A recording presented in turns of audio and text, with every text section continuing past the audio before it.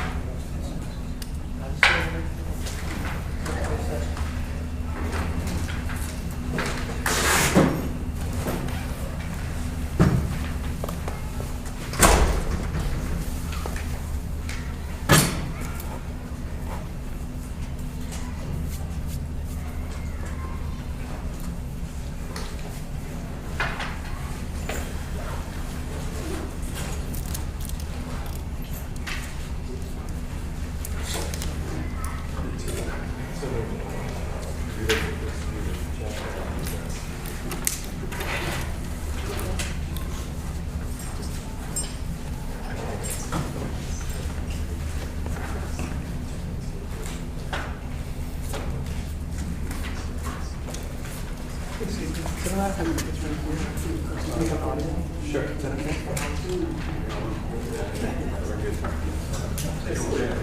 The presentation is right here. Yes. No.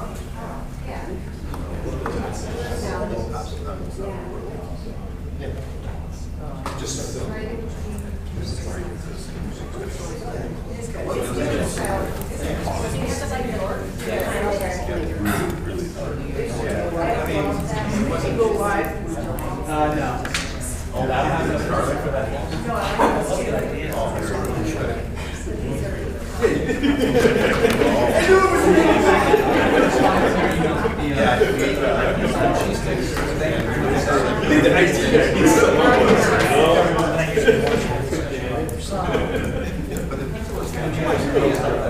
Second story on our show. Yeah. I'd like to go more pictures today to get more visibility. Yeah. More photos. Yeah, we said we got, like the locations for the week, for the day, we got that stuff, we got some stuff in the week. Yeah, that's it.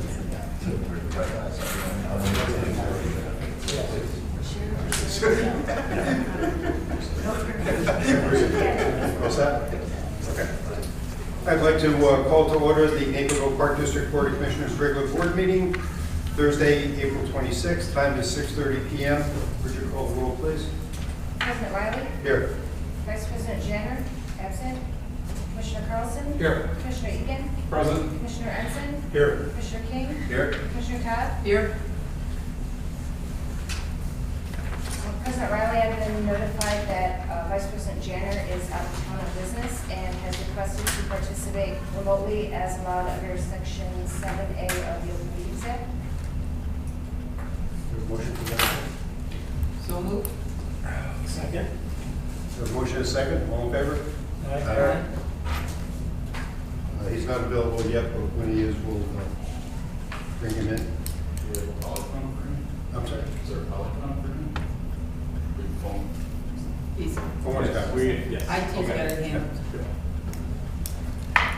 Do we have anyone from the public signed up this week on non-agenda items? We do not. We'll go on to new business.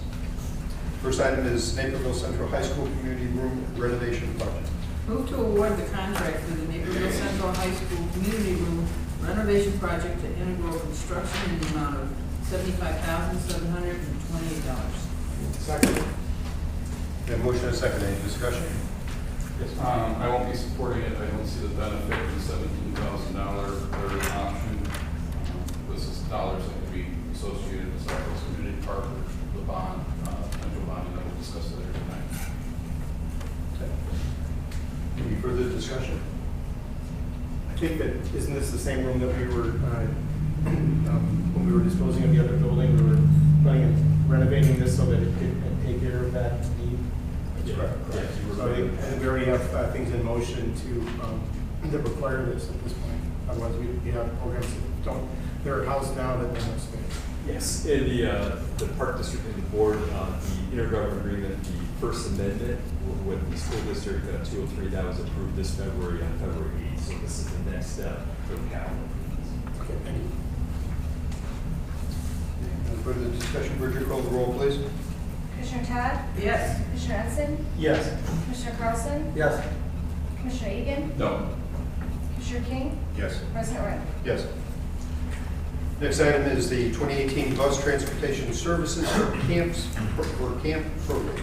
Move to award the contract for 2018 bus transportation services for camp programs to North America Central School Bus, DBA, Illinois Central School Bus, in the amount of $37,350. Second. Motion is second. Any discussion on the motion? Would you call the roll, please? Commissioner Todd? Yes. Commissioner Ensign? Yes. Commissioner Carlson? Yes. Commissioner Egan? Aye. Commissioner King? Yes. President Riley? Yes. Next on our agenda is discussion items. The first one is the Century Walk Laughing Lincoln Sculpture presentation. We have Mary Lou Worley to share some information with us.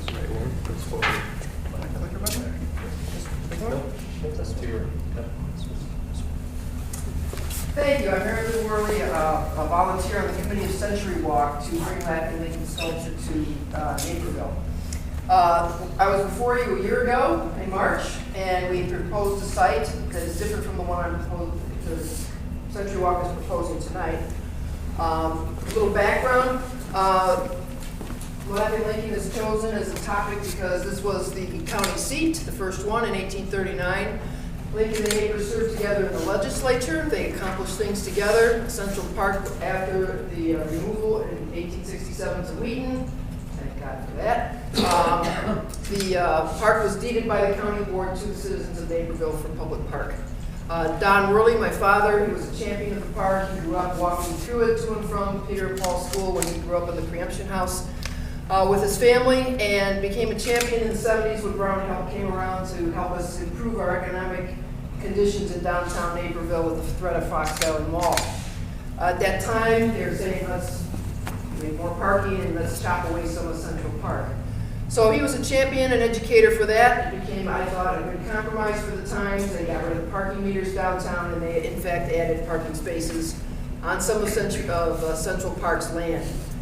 The Laughing Lincoln, when that passed in May of 2015, it was recommended, we knew he had always had a desire to have a sculpture of Lincoln somewhere that kids could just know he was enamored of the Springfield experience. So turns out, in researching Lincoln, we didn't find anything too much about him as a happy man or a young man. So we chose the alliterative Laughing Lincoln as the sculpture. Century Walk became the 501c3 to receive the funds, tax-deductible donations. Not only the memorials, but other contributions have come in, including 2 SECA awards and family gifts. The Central Park, as I mentioned, was proposed in 2017. This was the artist proposal. We did have 4 artists that submitted proposals when we requested them. David Allen Clark of Lander, Wyoming was chosen for a couple reasons. He does not have an artistic presence in Naperville with Century Walk at all yet anymore. The other 3, 2 of them did and the other didn't. And this style, the Century Walk and family felt that his style was would be a good addition. He's seated on a representation of the courthouse foundation, which was located kind of where the Black Hawk Memorial is when it was built in 1839. Oops. So the first, does this have a laser? Yes, in the middle. That one. This is where we proposed it before, right in here. And then the other proposal. So Century Walk then hired Greg Sagan, a signature design group who's done work for Century Walk before. And with his professional insights and recommendations, he evaluated this site, he evaluated a site here, and he evaluated a site here. For the reasons that you see up here, particularly that it integrates nicely into the existing area, but also it gives focus to the central lawn right here. And it will have good sunshine for photo opportunities.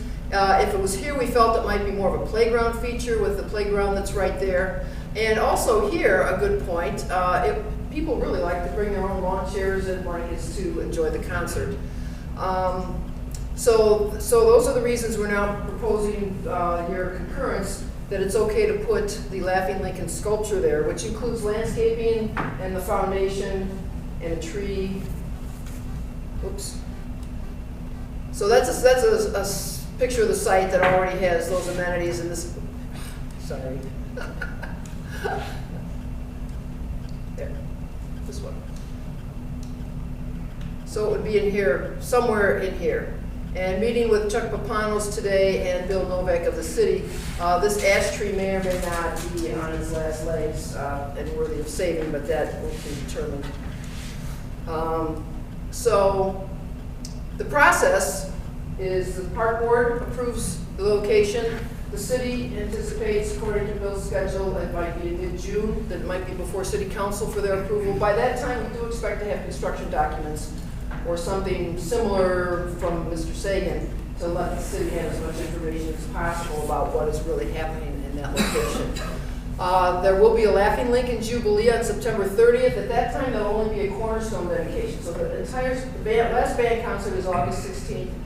We'll start construction, and on September 30th, we'll anticipate just dedicating the base and the whole site as being done, but Lincoln will not arrive until later in the year.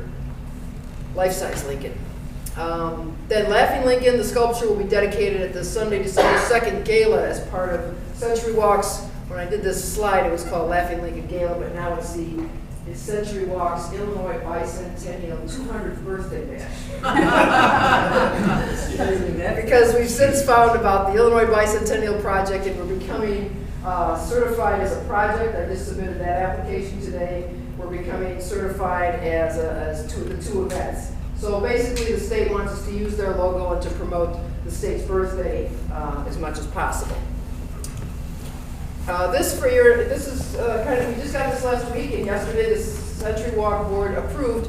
This is a 18-inch maquette representing the direction the sculpture wants to go with Laughing Lincoln. He's just told a gollywhopper. He's got his head thrown back, he's young, he's clean shaven, he's 30 years old, it's 1839, and under his left hand is a deed that is representing the rights of property and possession. I like to use Carl Sandburg's saying that the rights of property and possession are guarded by 10,000 fortresses. What is yours, what is mine, and who says so? And that kind of refers back to the challenges of Central Park and whose property is it, who gets to do what with it, and the fact that the final say-so is really with the county recorder's office. So if it refers to law, the sculpture also refers to celebration of the 30-year-olds and the young people in our community and communities everywhere, the men and women that are working to make their communities better, whether it's through volunteerism, whether it's through their faith, whether it's through, here, JC's, Exchange Club. It's to really recognize that there are points in your life, and they don't have to be lifetime achievement awards, but there are points in your life when you really make a difference, and it might not be so visible, and you might not be as sophisticated as you think, or maybe even as funny as you think. But Laughing Lincoln is there to tell many, many stories and to inspire many things. So this is one view of the sculpture. That's the back. Of course, the armature won't be there when he is completed. He's going to look a little shabbier than that because he was very poor at this point. Oops, there. And that's another side look. When this artist gave us his first proposal, he actually did a forensic study from a young man to his death mask of Abraham Lincoln. And the head that he did, this one here, that was his first to let us know what his thinking was of a young, unshaven Lincoln. And we may end up doing a bust of something like this later on, but he wasn't laughing, he was smiling. And his next round after that was to show us 4 different maquettes. And he was looking like a great storyteller, he was looking like a great listener, and he wasn't laughing. So that's how we came up with the ultimate, how he came up with this that he gave to us last week. The board has approved. Yes, Mike? Question, could you take us through the economics of this a little bit? Who's paying for what? Yes. Installation, maintenance, all those important things. Okay, so we have about $56,000 in hand right now. The total project, including landscaping, we anticipate to be about $113,000.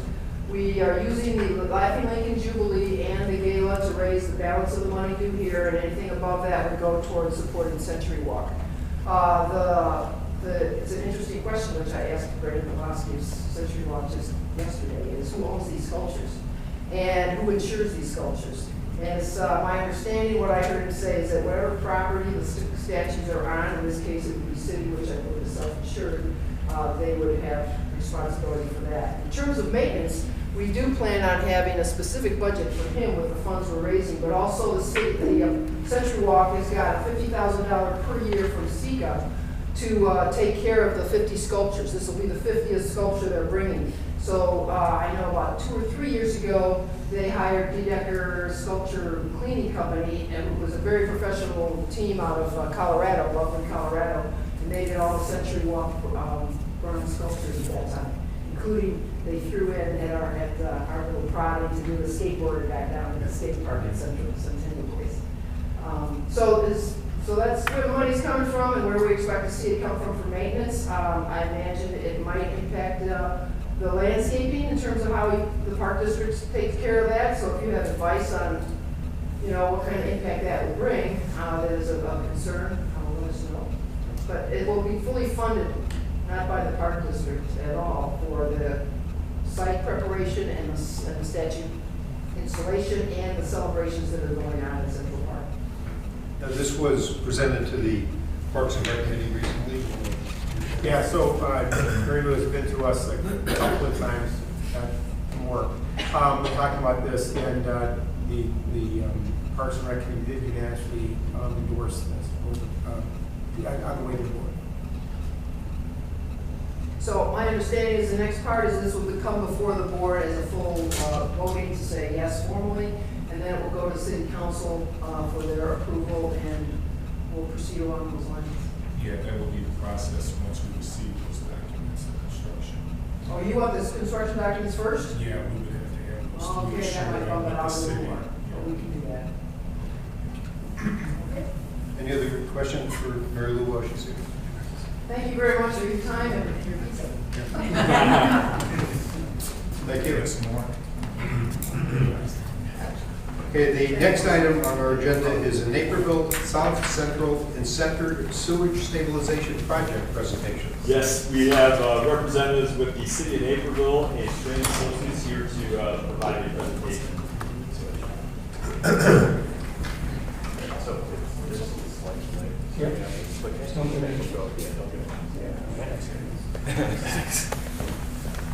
All right, thank you very much, sir. I'm glad to be able to get a chance to talk to you tonight. I'm Mike Waldron, I'm with Strand Associates. With me tonight is Kelsey Anderson, she's also with my firm. We're engineering consultants, local office down in Joliet. Also with us tonight, Josh Strait and Amy Reese with the City of Naperville. And we are excited about presenting to you this project, the City of Naperville South Central Interceptor Sewer Stabilization Project.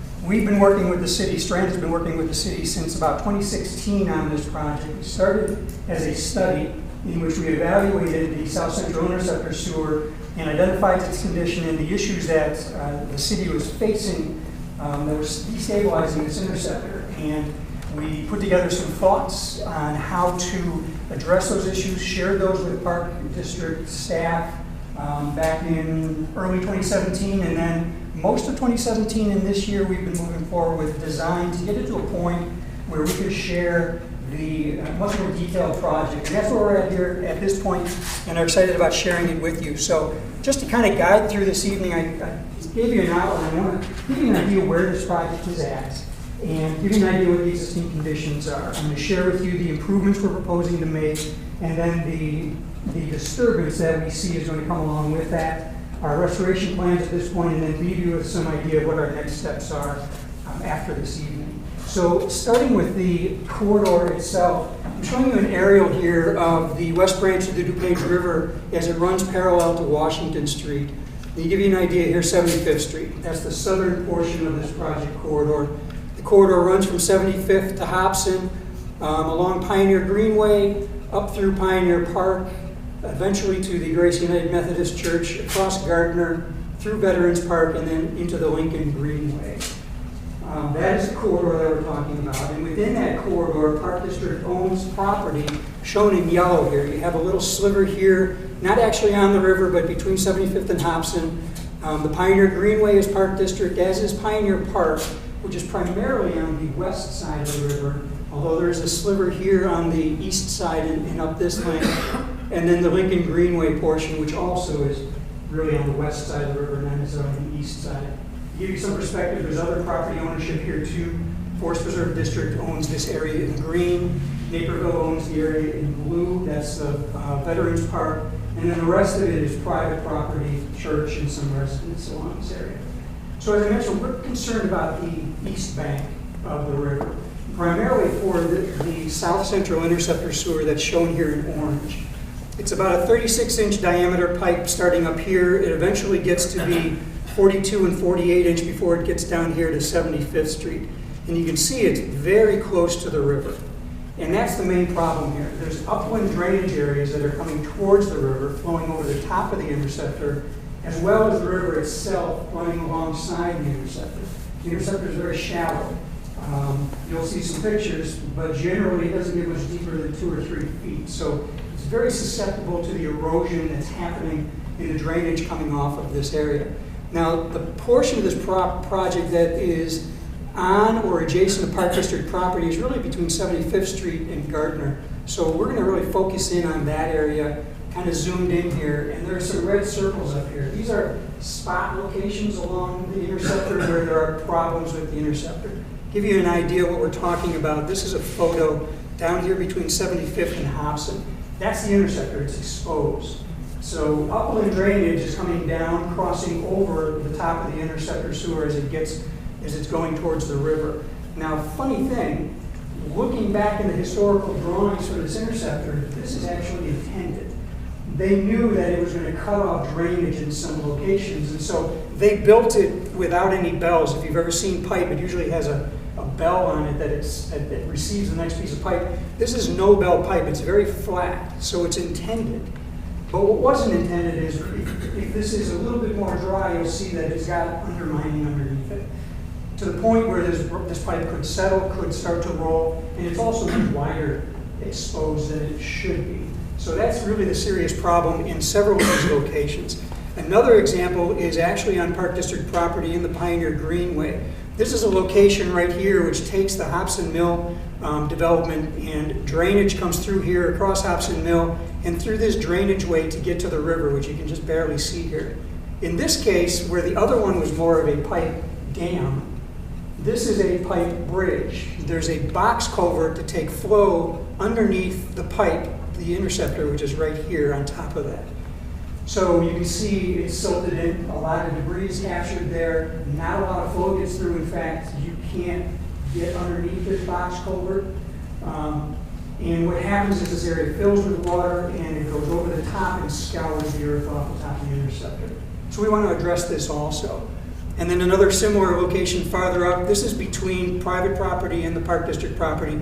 Again, the pipe right here is acting as a dam. Those are pipe dams that we want to address. So what we're proposing to do along here is to stabilize this pipe.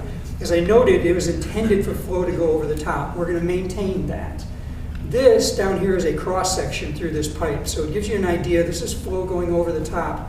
We're going to build concrete footing walls on either side of the pipe to cradle the pipe and hold it, keep it from rolling, but also to keep water and keep the flow from undermining underneath the pipe, to block that seepage and to stabilize that pipe. And then we'll fill this area on both sides with riprap to stabilize the ground. These head walls here are to allow us to build up earth on either side. Now, we want to keep the pipe exposed. If I cover the pipe, it's not going to be long before it gets back to this condition, but it's also going to cause flooding problems upstream. We're going to block more drainage. So we're going to maintain existing conditions by allowing the pipe to stay exposed, but to try to stabilize on either side of it. That's a lot of work. There's a lot of concrete work involved in that. So also in evaluating this, we noticed some locations along the river bank, shown in red here, where we've got riverbank stabilization problems, where the river is falling in. Here's an example down here between 75th and Hobson, in which the river has completely eroded away and has exposed the pipe, and Naperville is doing what they can currently to keep that pipe from rolling into the river. There are other locations along the way. This is right across from Pioneer Park, where you did some work just recently stabilizing the bank. Across on private property, you can see the interceptor is completely exposed along the edge of the river. So those are key areas that we wanted to address and need to address to stabilize this interceptor. But we also recognize that while we're out there, there are other places with severe erosion. This also is across from Pioneer Park on private property. The pipe itself is actually back here a bit, maybe 20 so feet off the edge. But historical aerial has shown that these homes in the last 10 to 20 years have lost up to 8 to 12 feet of their backyard into the river. It's continuing to erode away. So we want to catch that, and we also want to catch other areas like this. This is an outside bend, which is continuing to erode away also. So not only we started with the focus on the interceptor, but we recognize we need to address the problem all the way along this river reach. So it is a large, long project for us. Now, the improvement that we're looking to do along the river bank is this. It's a vegetated boulder revetment. It's going to be a larger stone, 15-inch, 18-inch diameter, heavier stone that is going to reinforce the bank of the river. But the big part of this is that it's vegetated. So we want to put vegetation back in with this rock formation and also behind it and back into the corridor behind the pipe. And that's important to us because the river is very flashy. What that means is it goes up and down quickly. So not much rain and it rises and it falls. That's the kind of action that causes this erosion problem. For us to stabilize that fully, we need to revegetate, which means the ground cover's got to get reestablished. The trees along this corridor have blocked out any ability to establish that ground cover. So if you walk out there, it is bare earth, which is just eroding away with the runoff coming over. So we need to clear out this corridor, be able to reestablish that vegetation, to reestablish and solidify or stabilize the bank of the river along the banks there.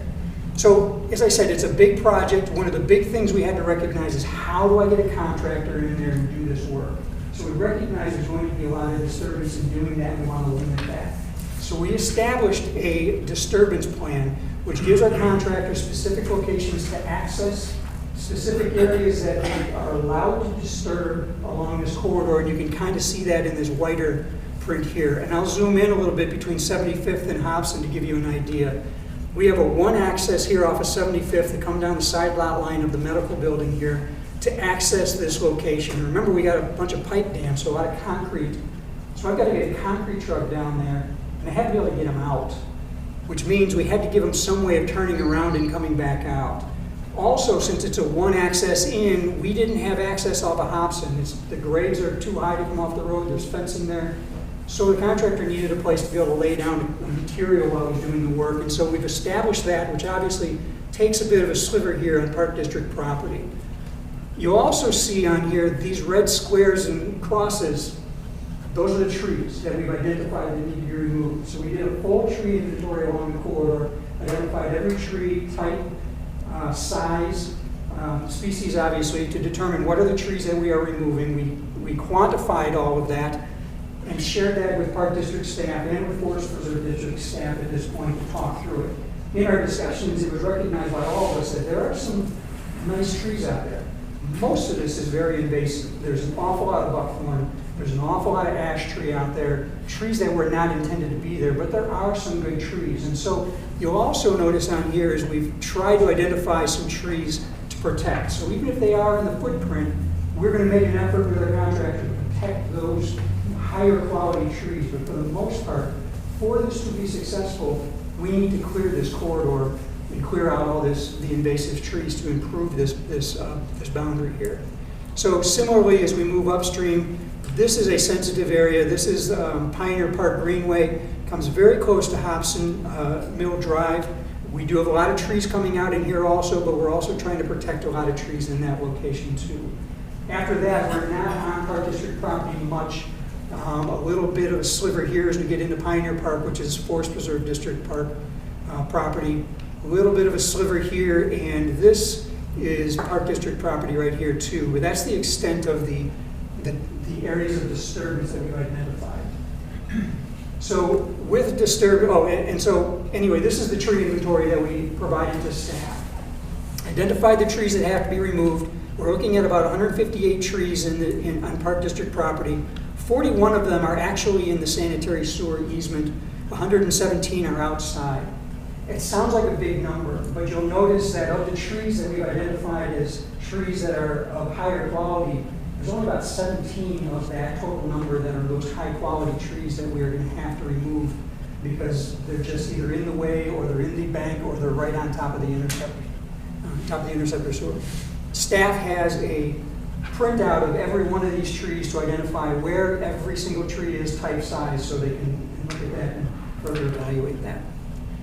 So with the disturbance, we also know we have to do restoration. So a restoration generally will be turf grass, where there was turf grass, but otherwise, we're going back in with native planting, native grasses to reestablish the bank. We're going to do some other types of infill in the rock wall, things that will grow in that rock wall, but for the most part, this is going to be fully native seed restoration along this corridor to reestablish that. And as I noted, that is critical for us to reestablish that ground cover.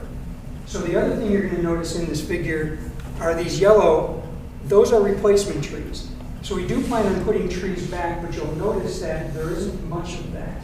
In our discussions with both Park District staff and Forest Reserve District staff and our experience with doing these kinds of projects, as I noted, we can't put trees back and get that vegetation to grow.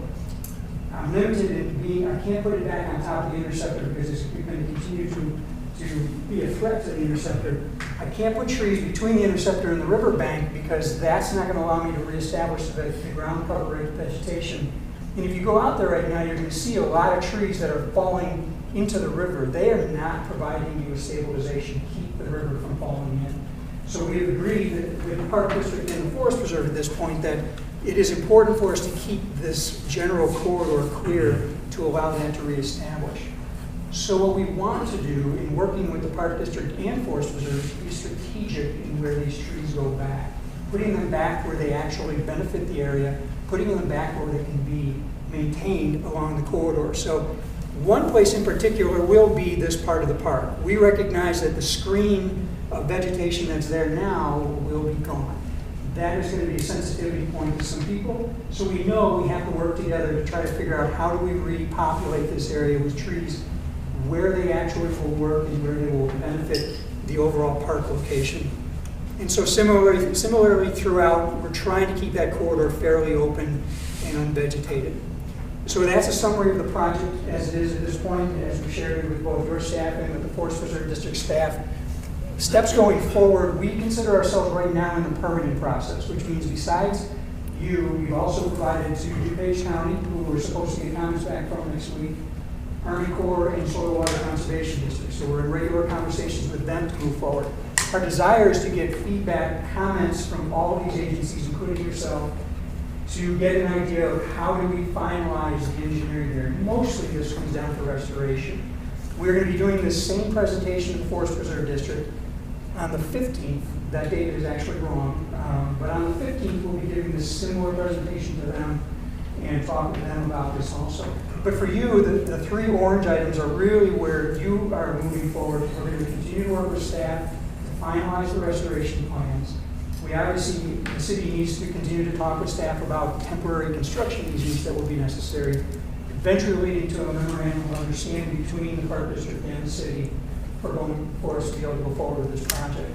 The city's intent is to be able to go to bid on the first phase of this project this fall, with the desire to do this construction over the winter time and have a substantial completion next spring, and then further phases in the following years. And I'll explain the phasing to you also. This is the corridor again. We've broken it up into 5 pieces, with phase 1 between 75th and Hobson. Phase 2 is generally Pioneer Greenway. 3 is generally this Pioneer Park stretch here up to the church, or just before the church, and then phase 4 south of Gardner and phase 5 north of Gardner. Now this is not necessarily intended to be a 5-year plan. This was just logical breaks in the project where you could have a contractor work on this phase and it made sense. And it just gives the city some flexibility to say, if I have a budget, what can I fit into that budget? So I said, what's the first phase? The first phase is actually phase 3 that we will do this starting this fall, which will be this section right here from the entrance to Pioneer Park up to just past Kimball Court. Following years, depending on the funding for the project, the city could end up doing the remaining 4, could end up breaking those into another 2. That's not fully clear yet, but we will continue to communicate with you on that and the timing of phasing for those other phases. That's a summary of the project in questions, certainly if you have them, I'd be happy to take them. Questions? Phil? With the tree removal, is it possible to try and this fall to get them all out so that we don't disturb the nesting? In the spring, if they're breaking this up, or because of the erosion, you kind of take it as it comes? No, definitely so. That was actually one thing we got back from your staff early on, is the nesting along Pioneer Parkway and the bird feeders and or homes that are there. So we are aware of that. We will want to work, we will work around that from a timing standpoint. This first phase that we would go into, from our understanding, doesn't actually impact that, but if we decide to do phase 2, say, next year, most likely we might follow the same schedule to try to get in and out of there before springtime really comes in and be able to reestablish that habitat. And obviously that'll be another issue with regards to the tree replacement in that location too. Other questions? One quick comment, I guess asking the city. I'm assuming the city's going to take the lead on notifying the homeowners Yes. in that area? I'm good. Spoken as an executive director for the Park District. And what financial involvement, if any, do we have in this whole project? Yeah, this is all being handled through a consultant in the city of Naperville. We're a partner, obviously, because of Pioneer Park and Pioneer Greenway. We asked the consultant in the city to, as they prepare the presentation, to present it to you now, so you're aware of it. But as identified in the presentation, there's additional steps like the temporary construction easements. We're going to bring that back to you, provide you with updates. But at this time, there's no funding on the Park District side, just participation, collaboration. Captain, on your side, this is going to involve some additional work for your people, I presume. Not necessarily, because the project is taking on the full restoration of the areas. The only thing we're going to do is go in and remove any roadhouses that are wrong. But would there be any additional maintenance, sure, the first couple of years afterwards? It'll improve what's already there. Okay. Yeah, as part of our permit with DuPage County, they're going to require us to have a long-term restoration plan. So they'll continue to be on us until the area is fully restored. They'll also have a program, or they'll also require that it be taken care of, but that would then fall back to very similar to the way it is right now. But when it gets turned over to you, the project area, it has to be DuPage County. And how long do you think this project is start to finish? The first phase is phase 3. All of these phases, quite frankly, if we break it into maybe 3, would probably be done in that short period of time, a fall to early springtime period. If we were to do it all together, it would probably take a full year to do the whole project. But funding doesn't necessarily allow that, and certainly the disruption is probably more difficult to try to take the whole area apart. This might be a dumb question, but what does an interceptor do? I'll say, that's not, I should have clarified that. It's a sanitary sewer. And so this one takes pretty much the whole eastern side of the city, right? Like a quarter to a third of the city. Yeah. So it's a sanitary sewer conveying down south to the Springbrook wastewater treatment plant, which is south of 95th Street. It's a main line. If it were to fall in, that would be a big deal. Yeah. Can't do anything without help. Does. Anything else? Thank you. Thank you. Okay, next item we have under discussion items is a special meeting on Thursday, June 14th for the Southwest Community Park Site Master Plan presentation. Yes, so a quick update on the Southwest Community Park Site Master Plan project. Last night we held public meeting number 2 in the multi-purpose room just across the way.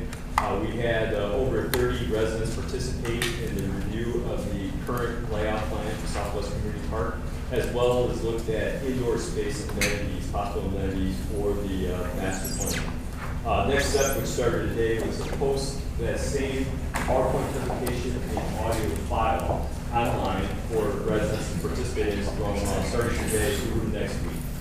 So anyone from the community can be part of that. A good example of the level of participation we're getting in this project at this point, with public meeting number 1, we had, when we posted online, we received over 1,200 responses. So we're expecting the same amount of participation for this second phase of community outreach in the site master plan.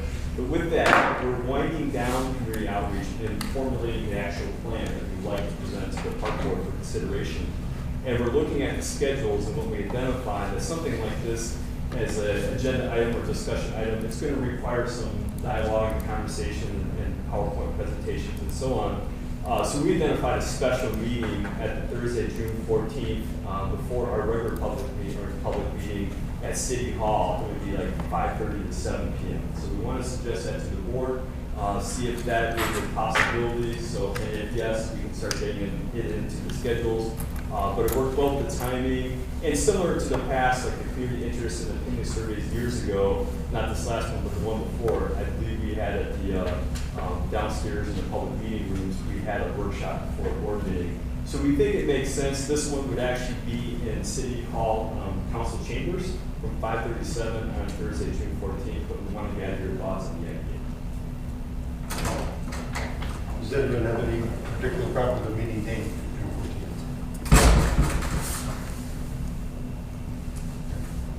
We have an issue with 5:30 time slot. People want to participate in getting off the board.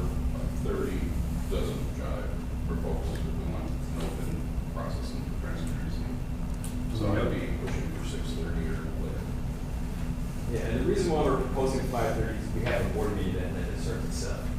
And so we want to kick it off sooner. And also we suggest the idea like the 5th Street Avenue project. The city does the same thing for their 7 o'clock meetings. They'll do a workshop right before. So that's why we thought it was feasible, but we want to get your thoughts. We've had presentations before of things that we're doing before our meetings, and we've had participation of people coming to look at the projects for playgrounds, et cetera. Right? Yeah, and I think a topic like this, what we're seeing, the level of participation, if someone wanted to be there, they're going to be there. If we can have them all in advance, I mean, we don't see any problem. No, I think people know in advance. We should be able to. The last time we had a meeting was at 7 o'clock about the same subject, and I was able to make it. So people are having a chance to do it. Plus, I know we can bring it online and a lot of these things too. So Online's been big. I've never seen a response like this. There'll be another big response this week. so people are willing to participate 24 hours a day. Right. Okay. Good. It's good. So there is a consensus for us to put it on the schedule for 5:30. One they vote. Not a vote, just a consensus. Okay, next is outdoor pickleball courts. So at the March 22nd Park Board Workshop, residents presented their ideas for pickleball in Naperville. Since then, as staff, we had a chance to conduct a site inventory and look at various amenities that would be part of pickleball courts here in Naperville. Also, this topic was presented at the April 20th Parks and Recreation Committee meeting for consideration. And we want to share with you tonight our concept for 4 pickleball courts located at Nike Sports Complex. We ran some preliminary cost estimates, what it would cost to install something like this year, if there's an interest by the board, giving staff direction to proceed with design. We see something like this would be well under like $150,000. This is essentially like a tennis court type format as far as construction. It would have the fencing, windscreen, and even some landscaping, nice concrete connections and site furnishings. So we think this is a nice fit for pickleball if there's an interest by the board to include that here in Naperville. Another question that came up when we were evaluating this concept was lighting, sports lighting. We got an estimate on the sports lighting for 4 poles. It'd be somewhere between the neighborhood of $80,000 to $95,000. Plus, there's a cost of the electrical connections and capacity that we have at the site. So we did not start the electrical engineering of that. I mean, obviously, we want to talk to the board first, but we really see that as a phase 2.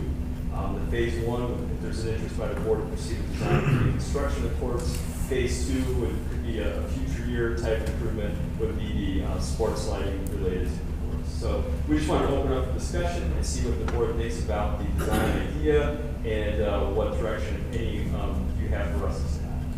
Parks and Rec, we did discuss it there, and we're shown behind it. I don't think we made a recommendation, if I recall. But basically, we saw the same presentation before, and we're happy to hear it again. It was consistent.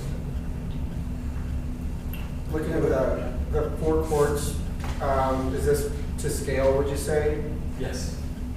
Is there, I mean, if it is as popular as everyone seems to think it is, would it be easier to do a couple extra there? Would it be nominal to do it first?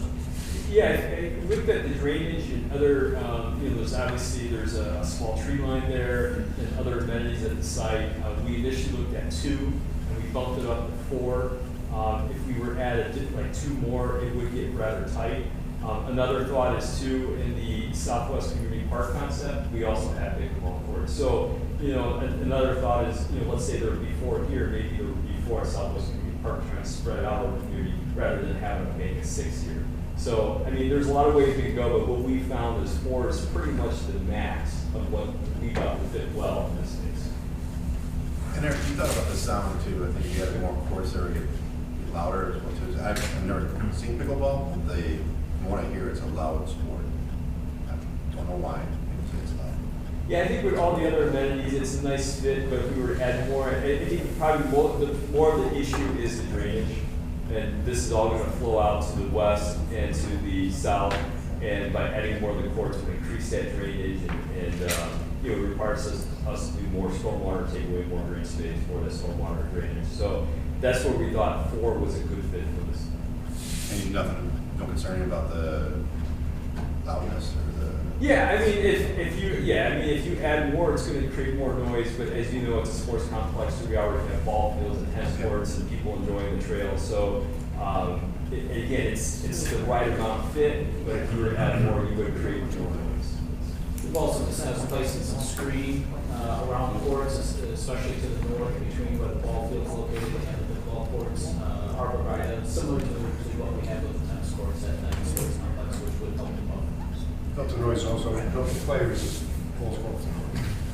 Let me just refresh my memory. I'm all for it, but haven't we had pickleball on here since I've been around? People have been trying to get pickleball. And have we put other courts in? Or is this the first set went out? Yeah, so this is in response to the comments we received from residents on March 22nd. And Well, it's before that. well, yeah, It's all before that. Because we tried to solve some of it with Fort Hill, right? We put the lines down. What we've done is here at Fort Hill, we offer pickleball, open gyms. We have up to 6 courts in the gymnasium. Find that they're extremely popular. Many of the open gyms are filled with the courts and the players waiting to play on. We did a few years ago. We locked out some pickleball areas at the tennis courts, but that's not an ideal situation for the pickleball players. That is not the same. It's not the same height. But it was something that we did at the time in an effort to try to address some of the need within the community. These would be actual dedicated pickleball courts for that specific activity. We had a pickleball tournament last year. We had the bocce tournament here. Oh, bocce. Yeah, we've not had a pickleball tournament. It's limited to open gyms, and when we talk with the participants, they've been interested in keeping it in the open gym. It seems like it's very popular. I haven't noticed it being that loud when I walk on the track or playing people down below. I just noticed it was fun, but I didn't actually have a hard time hearing my podcasts or people I was talking with, walking right above it. I don't think it's that loud. It'd be louder than, I don't know. It doesn't seem like it's louder than ping pong. But I guess I'm closer to ping pong when that's happening. So you're looking for consensus from the board to move forward with this? Yeah, for You'll come back with hard numbers for us to vote. Yeah, what we would do if there was a consensus by the board to give us direction to proceed with the design. And then at that point, where we would be at, we would design it and actually put it out to bid and then bring a contract report for consideration. This is something we can build and complete by the end of this year. So like this fall, we can have these courts in place and ready for patrons to utilize. As far as funding, and Sue and I had a discussion on this, our capital projects relating to playground renovations, we had 5 contracts presented to the board and approved already this year. Based on the budget amounts and the contract amounts, we already have a savings of over $50,000. So we have a good chunk of that already available within our 2018 capital budget for this year. So we feel comfortable we could proceed with this if there's direction by the board, but we just wanted to present it to you for consideration. Any commissioners that feel that we should not move forward with that? I think we should move forward. It's fine. I think it's a good addition. Take it next step. Thank you. Next is the 3-year financial plan. No, Frontier's conflict.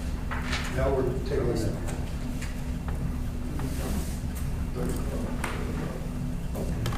All right, we're ready for your financial plan. Hopefully, you've had a chance to look through the plan. It was in the weekly packet last week. And also the Finance Committee, just for a little background, reviewed all the assumptions that went into building this plan at our last meeting. So what we have, I'll do a quick overview. We're going to have the plan summary, the assumptions that went into the plan, and then a review by our major funds, and then future challenges, and then we will wrap it up. So, plan summary. So can I interrupt for 1 second? Sure. Just got word that Rich is available now, so I'd like to get him in. Yep.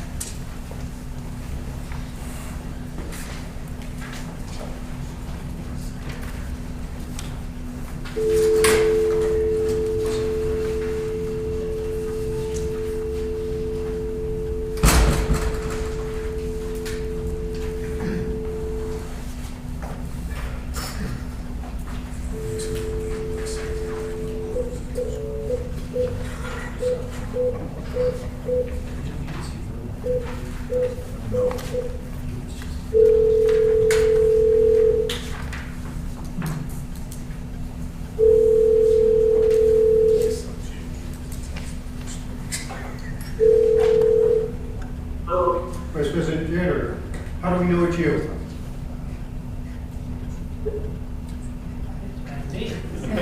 Can you hear us?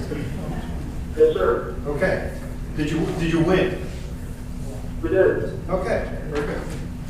We are just about to, we're just getting started with discussion about the 3-year financial plan.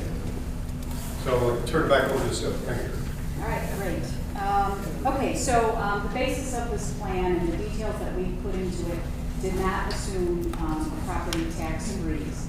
However, when we get to the financial section, we did anticipate this plan in the environment of a property tax freeze and what that would mean going forward. Some of these things are familiar from prior years that will continue going forward, and that in the plan itself, we want to remain flexible, both in the short and long term. Based on the environment that we're in and to further our mission, we need to keep our flexibility to address things as they come at us fairly quickly. In the plan, we are prepared to maintain our AAA bond rating, not only through the 3 years, but with plan beyond that. And that through this plan, which is through 2020, by the way, we are positioned to remain in a strong financial position. Funding for our capital plan continues to remain strong. We still do have a variety of funding sources, but long term, we know we're going to face challenges as we know we don't have the development like we used to have in the city. We're getting lots of that cash in lieu, which was a nice alternative source to fund our capital plan. Alternative revenues continue to be a strong focus. As you know, program fees, we're looking at those every year, and that's a huge, our second largest revenue source supporting all of our district operations. And then lastly, in this plan, and we talk about this a lot, we place an emphasis on maintaining a strong workforce. I'm going to be talking about this a little later, the challenges that we're facing now to do that, but also having motivated, loyal employees that are happy to be here and give their best every day. This plan encompasses that for them. So getting into some of the revenue summaries, and this property taxes obviously is our largest revenue source, so this drives a lot through this plan. We know that CPI is going to be 2.1 for the 19 budget year. That is a known published number already. The estimated number, where it makes even 2020 a little uncertain, is what is CPI going to be? CPI, what is that going to be in 2020? We anticipated 1.5%, which is on the conservative side, based on at least where we are currently. We estimated EAD increases of 4% and new construction is $70 million.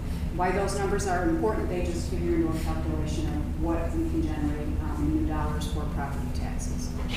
Charges for services, our second largest revenue source in the district. We have an average increase of 1.5% in program revenues, 1.5% in program revenues.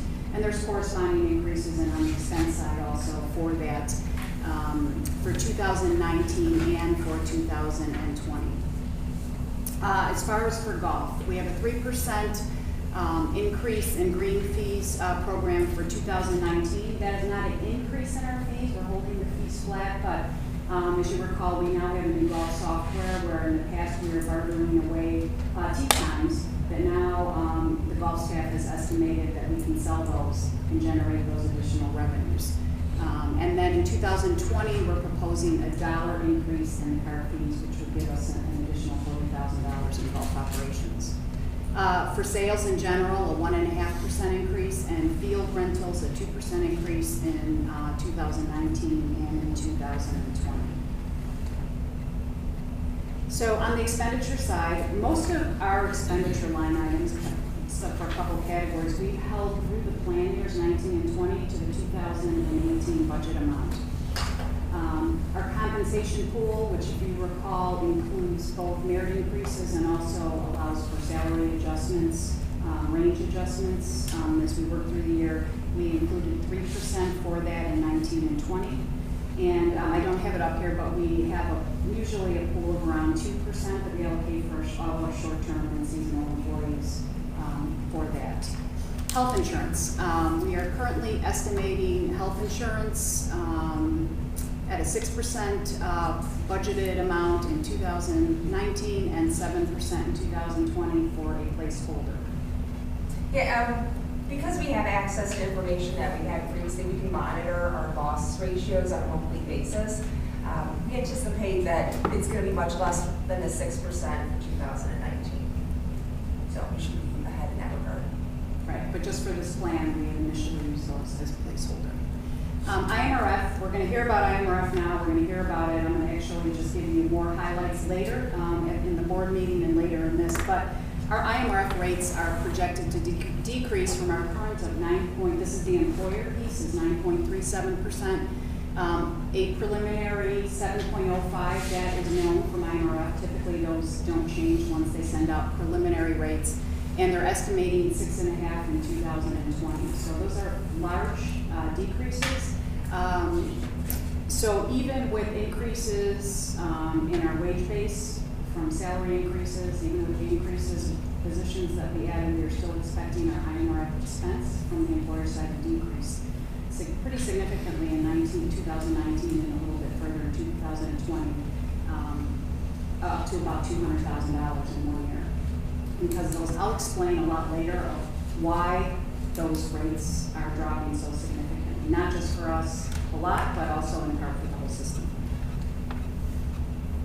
Okay, so just getting into some of the funds and fund information. This is in your plan, but we look at everything here based on a fund basis. So really and you're gonna hear this theme throughout, taxes obviously our largest increase. All of the other revenues are ticking along at very small increases. On the expense side, the wage and benefit line item, where we're going from 3.3 to 3.4 to 3.5, that's just what I described, 3% merit and 2% for short-term, and our insurance are really driving the increases there. Throughout this whole plan, we are not asking or anticipating any new full-time staff to be added or benefit eligible positions to be added in this plan as it stands now, based on what we have as 4 facilities so far.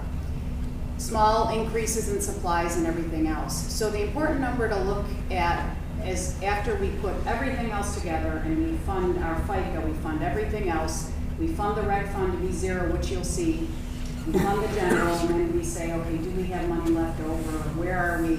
And if you look at that transfer to the recreation and transfer to capital, you'll see when everything is put together based on our assumptions, we would anticipate in 19 making a transfer to capital of about $350,000 and then $200,000 in 2020 that would go to fund future improvements. Okay. So looking at where we are on a fund balance just for our general fund, there's a history there too. This is all in the plan. You can see our fund balance.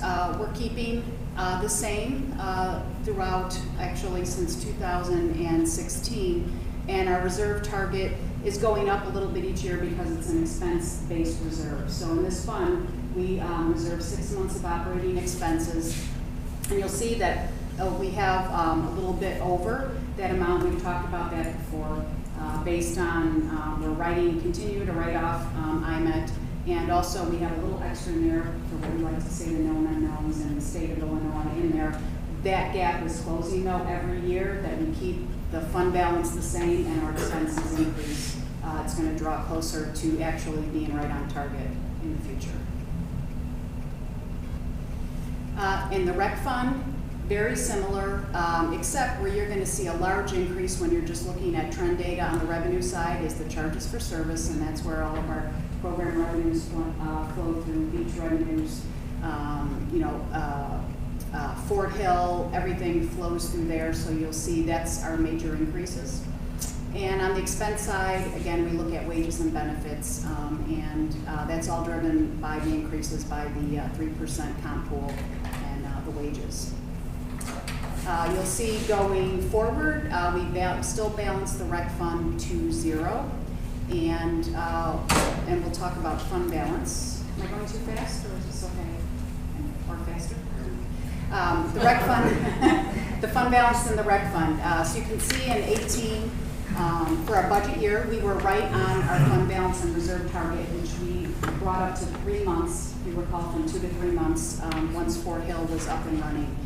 In 2019 and 20, we start dipping below our reserve target just because, again, this is an expense-based reserve, so it's 3 months of expense. We're not putting extra surpluses in this plan into the rec fund, but I would anticipate in the future that we'll probably have to beef up that reserve amount, put some more surplus in here as we go through. But we're comfortable between that range of 2 to 3 months. Obviously, we'd like to keep it at 3 months, but this works just fine for us to cover. Okay, and then we get into our golf fund, and this is really fun this year because it's the first time we've got to see golf without debt in 2020. Golf is very similar, a little bit of increase, as I mentioned, in green fees and cart revenue, and then the increase, other really more significant in this fund is just, again, strictly the wages, benefits, and insurance that I described earlier. Golf, typically, under the scenario, they've been giving a surplus of about $310,000. You see that, and look in 2020, you see the debt service is gone right before the total expense line item, and you'll see golf having a surplus of over $1 million once that debt service is gone. So we've known that, this isn't a surprise, we programmed that $1 million when I'm looking at a 10-year capital funding plan and cash flows for what we currently have. I have that built into that plan already, but it is nice to see that debt gone, and amazing, what the results are when they don't have to pay that anymore. Okay, and fund balance. So the golf fund balance, the current policy is that it is the annual debt service amount.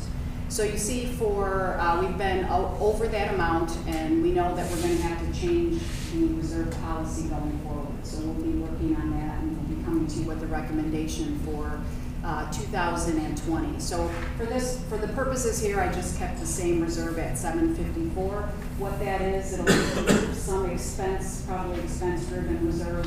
We will, be bringing that through finance after we work on it and get the auditors' input on that also. So just so I'm clear on that number. Yeah. The $1 million, because that's the funding that's dropping out, the no longer debt service, and that's going off to capital now, which is programmed into the 10-year capital plan, but the reserve fund balance we maintain at the higher level. We've maintained the reserve, but yes, see, as you can see, the reserve balance right here has always been the same. What we did some years ago is we brought down what our target goal was, but we didn't bring this down to equal it. Okay. Okay, moving on to our capital plan. And Rich, you're not here to see your picture, but it looks nice. Okay, so our 3-year capital plan, and again, you know, you're going to approve this, and probably next time we meet, our 3-year plan will change if things change, right? But our 3-year plan, and typically the dollars are similar. We have $20 million planned to spend for 2020. Again, great funding sources. And what is not included in the $20 million is any kind of construction that we would be moving up or any for Southwest Community Park. We do have money programmed in our 10-year capital plan for that, but we haven't done anything here until we know what is going on. So that will change the capital plan, knowing we're going to be moving some dollars up to do something sooner.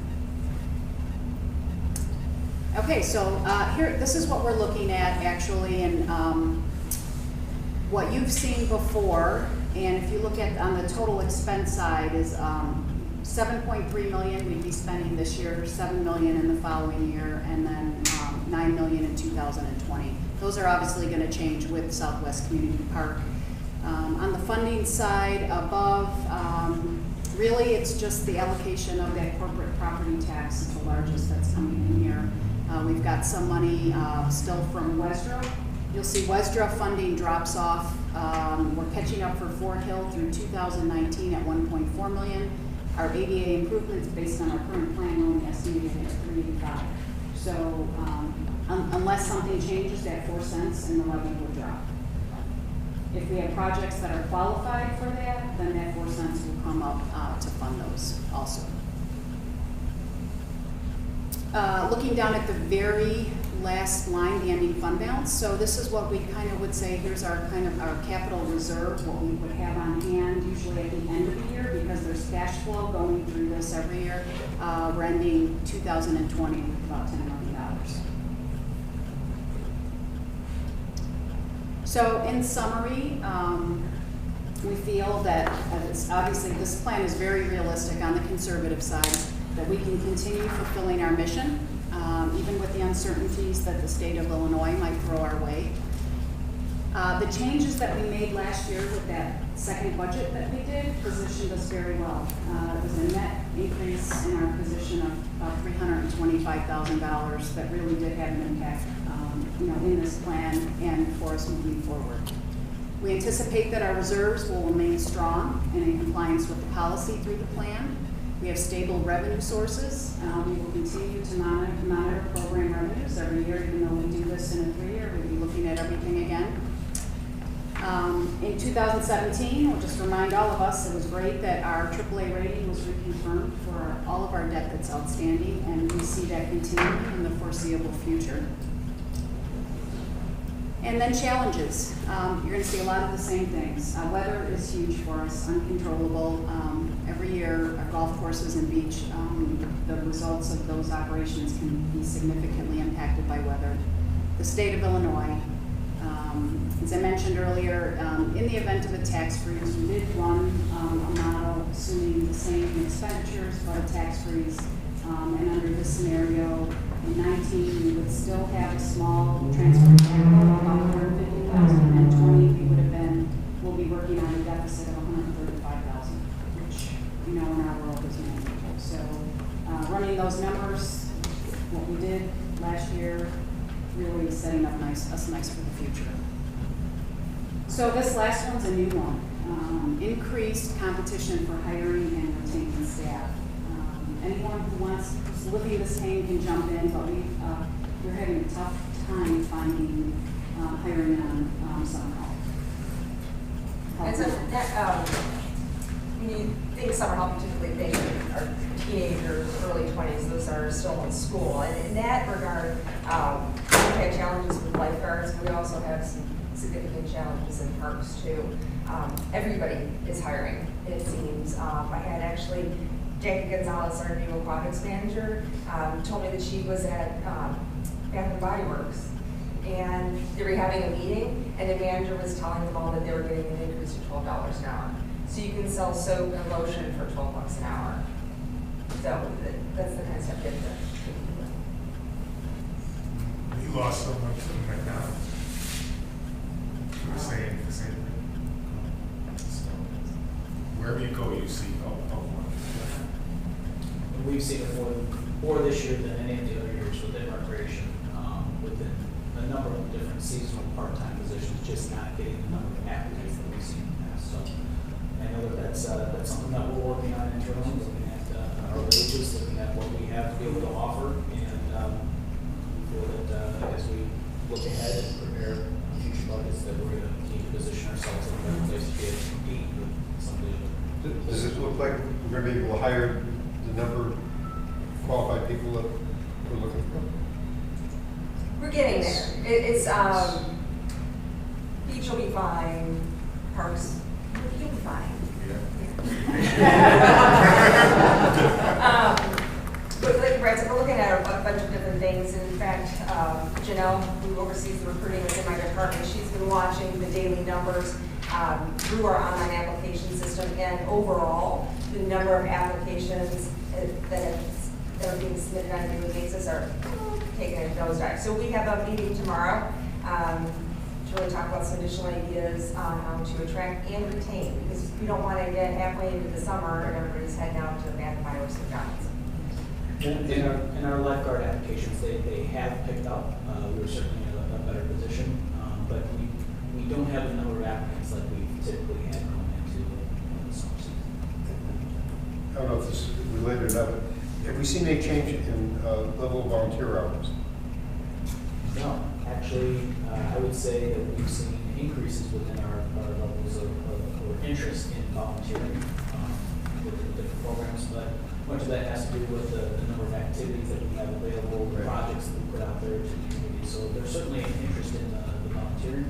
It's more of the part-time seasonal type positions where we're seeing that decline in just the overall interest in the number of applications.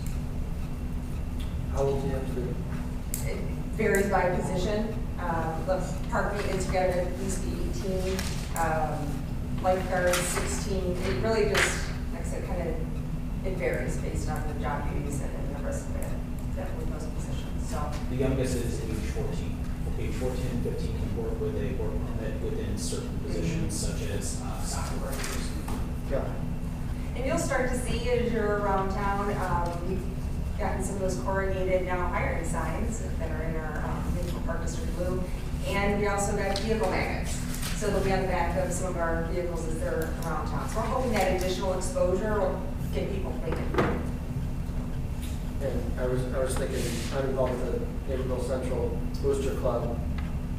We could put something out, Naperville North Booster Club, something like that. I would think would be a good draw. We've had staff actually go into the high schools with some success, but yeah, Booster Club.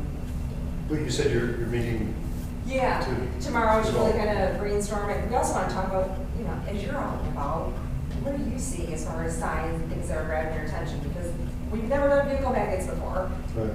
We'll try anything. Sure. So. Yeah, boosts. Instagram, Facebook posts. Yeah, we've been doing Facebook. Well, we've been doing that for a while, but I feel kind of to Kate's point, we've done increasingly more over the last year and a half. And because obviously we're struggling too, so we're doing more and market and just not seeing the results. Back in this dumb age, when I was in college, we flocked together somebody to get a job, and then I appreciate Bath and Body Works, but somebody who wants to work there, I don't know you're going to find working with Kevin Paul. Right. So I think some of it is asking the people that you're hiring, Yep. where are your friends, and maybe a referral bonus or something like that. So We've implemented that as well. First, I think we had one come through. We had a referral through that. We did implement that as a program with lifeguards specifically this year. And Parks has had it as well. They ready to shot.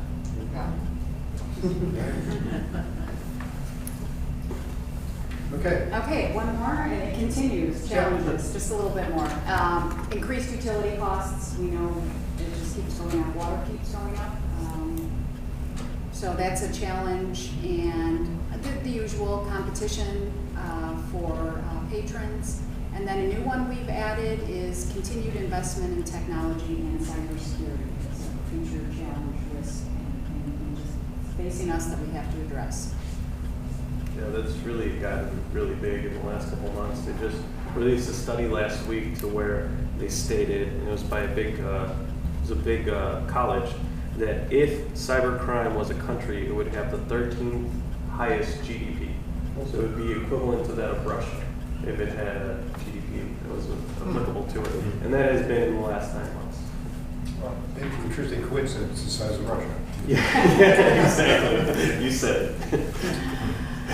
Okay. So, and on a positive note, and look at the Naperville Park District. So, but thank you. We're pleased to bring this forward. The next step would be to approve it at the May 10th meeting. Any questions on this? This is obviously a very important discussion.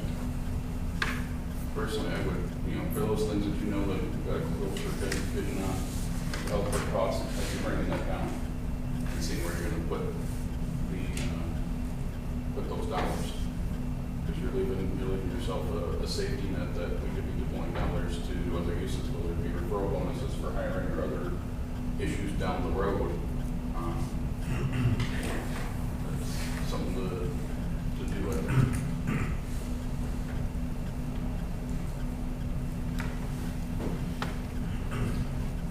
Okay, nothing else. Next item on the discussion topics is funding for the district's capital plan. Correct.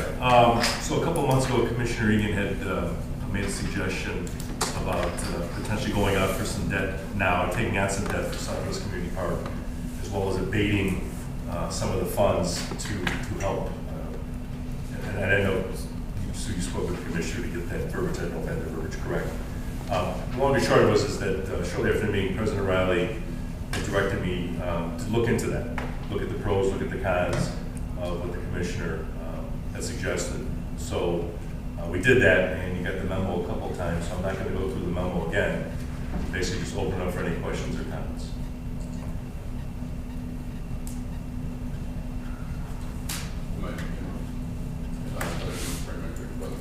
So I think the bottom part here where it highlights the impact of 25 bits or a quarter of a percentage point deprives us of $650,000.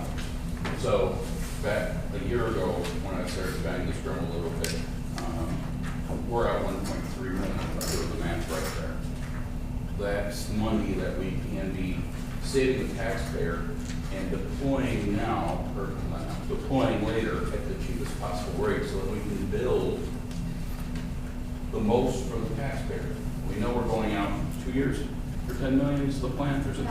No, it could be 19, 20, so it could be mid. We shaped the year, 2 years to deploy the 10 million. So anybody's guess on rates is as good as mine.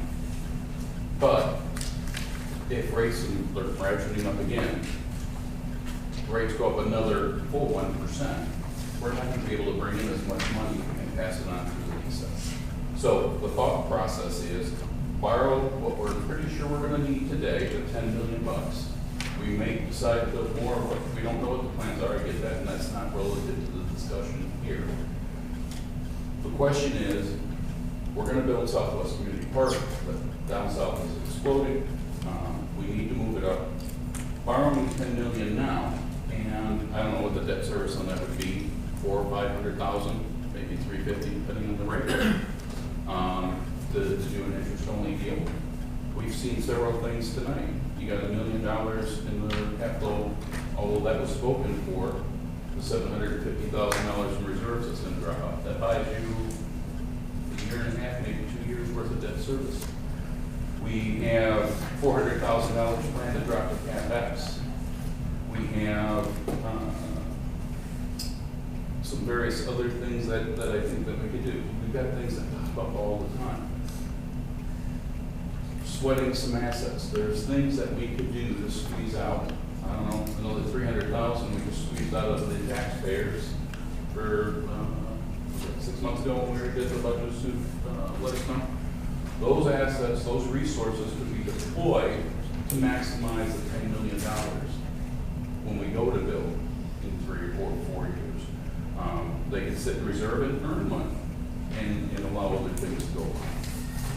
And I don't think they have to be issued as capital bonds. I'll defer to council, but I think they can certainly be issued as working cash bonds, and we can sit on them over a longer period of time.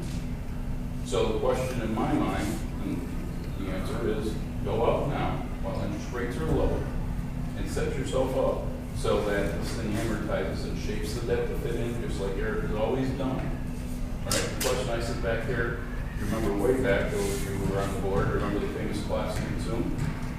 If the timing is about right, we'd be paying that bad boy off now. And how much room would we have to do some cool things for our community? So we need to do the most we can, which we always do, don't take me wrong on that point. But delaying this deprives potential resources to the community that we could otherwise provide. This is going for Silver and Ray. Sure. So, I mean, agreeing that if you want to save as much as we can on interest costs. When Eric and I looked at everything, without knowing what that plan is and issuing $10 million now, we very well could be handcuffing ourselves without the plan for the next, 10 years. So until we know what Southwest is, and once we know what Southwest is, and then we can really bring to you a thought-out plan without just going into the market now, it seems to make more sense. I've not run with Eric numbers of doing interest only and what the cost of that is yet, till we know what we actually want to borrow. We may be wanting to borrow more than $10 million. We might want to borrow 15. How can we structure that? How can we fit that in? I mean, Commissioner Egan is right that Eric is very good, and we have worked in structuring that as barbells, where we have done interest only, and we make it fit within it. But that's a plan where we know what we're going to do and when we're going to do it. And the other concern that I would have putting this together is using our reserves. We don't have an extra $1 million revolved just to put towards this. That's built into a plan every year for our current 10-year plan. I feel strong that our reserves are there for a reason, and we shouldn't spend them down. And we need to be careful of using current operations that aren't in that debt service levy, that we're not getting through the levy, to fund a long-term liability. I'm conservative that way. I think. Any other commissioners have comments? It seems that this board has always operated in the fact that we have a plan and then we execute based on the plan. And I'm not sure changing that at this point in time is something we should do. It's worked for us very well. We've developed a AAA bond rating based on how we operate. I sort of want to stay the course, I think. Well, there are two legal landmines, one of which is, to Marie's point, had you not had the plan, you would have been facing $1.5 million exposure for tax liability. That tax objection was brought because the money that had been saved and voted for what was going to be the rec center at Frontier, and that then was torpedoed. All that money resulted in the over-preservation of tax funds. The objection was brought, it was $1.5 million, and we got that case dismissed because you had a plan in place that it was funding, and when the plan changed as it did, you had an alternate plan, the B projects. For some of the debt that's Commissioner suggesting, you need a plan now to spend it all in 3 years. I don't see a plan from capital that expends all the money in 3 years. So then you've got the other ones, like you talked about debt certificates and some others that qualify to get them given the financial health of the district, and they're more expensive anyway. And those have to be paid back with a shorter time frame out of the next levy. So you've got a few landmines where you either field an objection for just sitting on the money. I don't know what the arbitrage rule would be, depending on how much the rates go. If they go up, and then we don't have a plan at the moment to spend it all. I hear what you're saying, Dirk, but the plan is Southwest Community Park. Yes, but there's no dollars ascribed to a particular project. We're in the middle of a process to get ideas.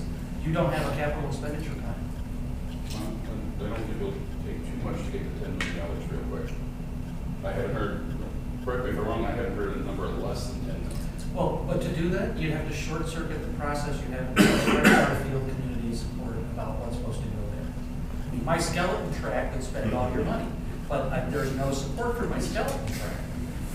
Well, and plans change, i.e. Fort Hill, right? So what, again, comes back to is getting the most for the team. And issuing working cash bonds, you don't have that 3-year handcuff. No, but you have to pay it back sooner.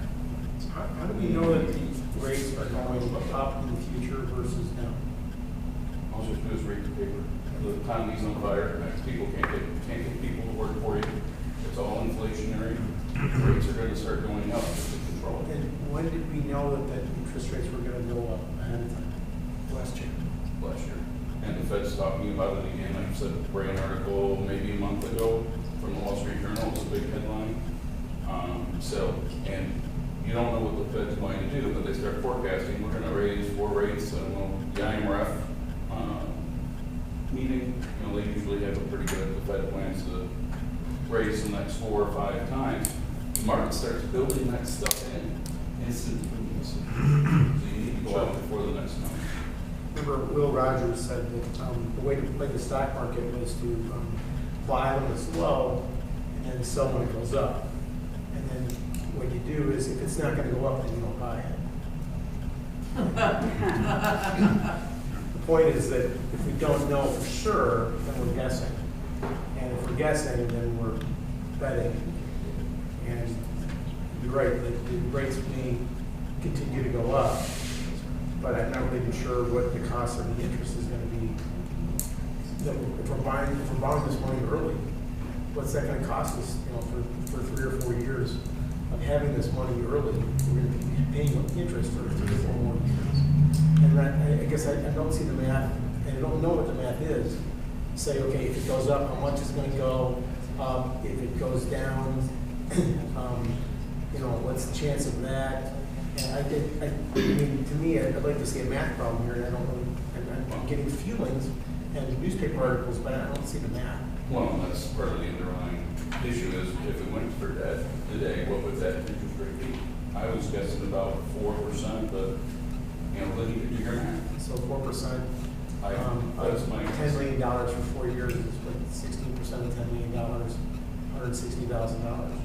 1.2 to 1.4 million across the 3 years is what you're using. Right. And we've already lost. Yeah, that's right. We've already lost 1.3 million. Looking back, hindsight's always 20. I'm just saying, but the cost of borrowing that's going to be 1.6 million. Correct. And with the 2 interest rate rises that we've seen, that's 1.3 million lost. Then you got to factor in whether we're able to invest or not. If I could, right? Yeah, I think there's a compromise position here, and the compromise position is going to be, we'll have pretty much a decent idea when we meet in June. Now, that plan will probably be subject to change here and there. If I had to guess, and I know the press is here, you're going to need a whole lot more than $10 million. A whole lot more. Based on what we're hearing from what the community is asking for. Now, because the community asks for it, doesn't mean you will approve it, but you will start to assign dollars to things. And those things, say we were to approve a plan sometime this year, and now we are just figure out how we're gonna pay for that plan. Then shovels in the ground are maybe, what, 2 years from now? Maybe, we don't know that. So then you're adding inflation onto each one of those things. What I'm getting at is that I think we're gonna revisit this in June or July and say, okay, we now have kind of an idea. Does it make sense now to go out for that 10 million now that we know, I mean, the number one thing they're asking for is indoor water. Off the charts, way off the charts. They want an indoor pool. Now, it could be an indoor pool, it could be an indoor water park. I don't know which one that's gonna be yet.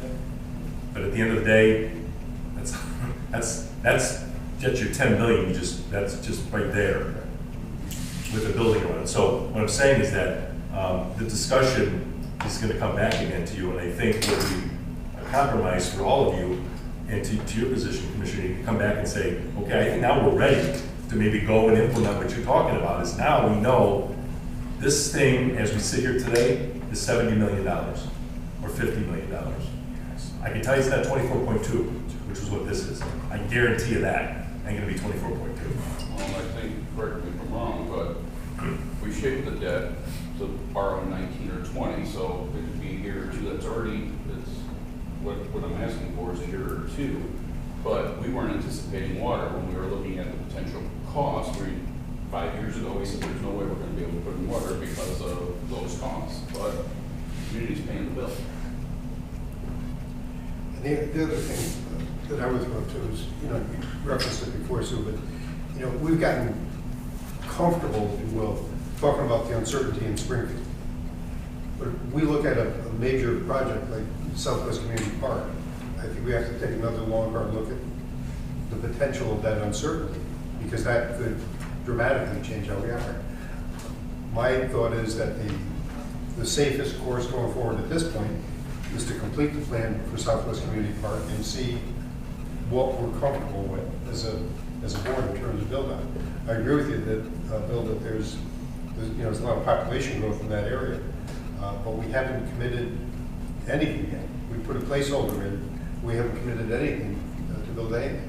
So I think, again, just go back to the point, let's not get ahead of ourselves. Let's get a good idea of what we're looking to build, and then see how we go about financing it and when. Well, the one thing we know coming for sure is lighted fields, because that sign's been up there for 15 years. That's a sign. We know fields, just lights. Thank you. Anything else on this topic moving forward?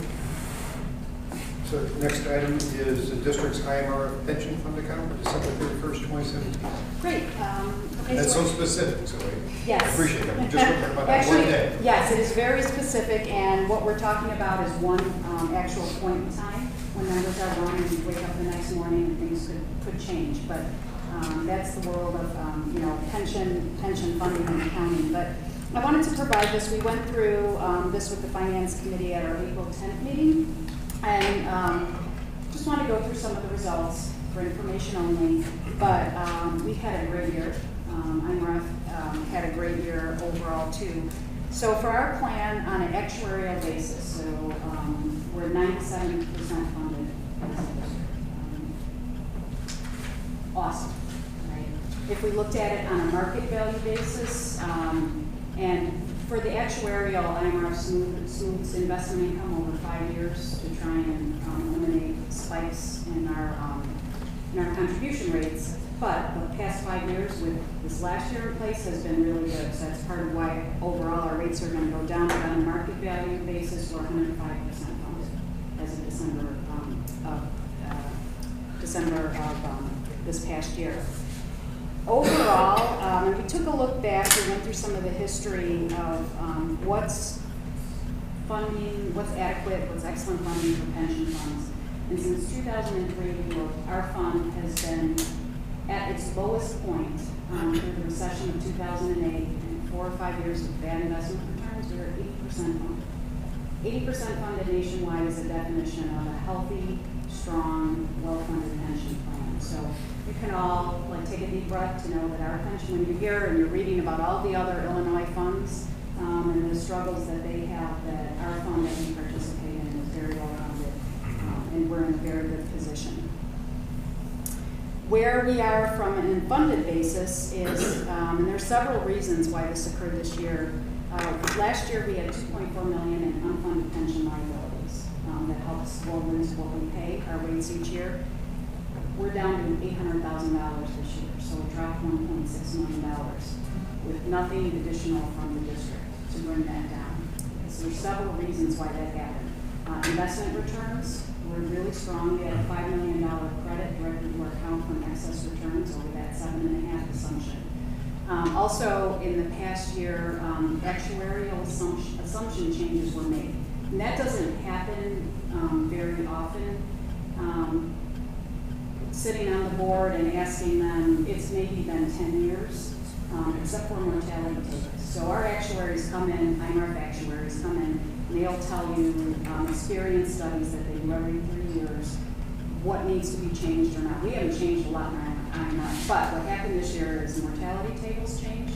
The last ones assumed people were going to live longer, and the Association of Actuaries changed that. People aren't actually living as long as they projected.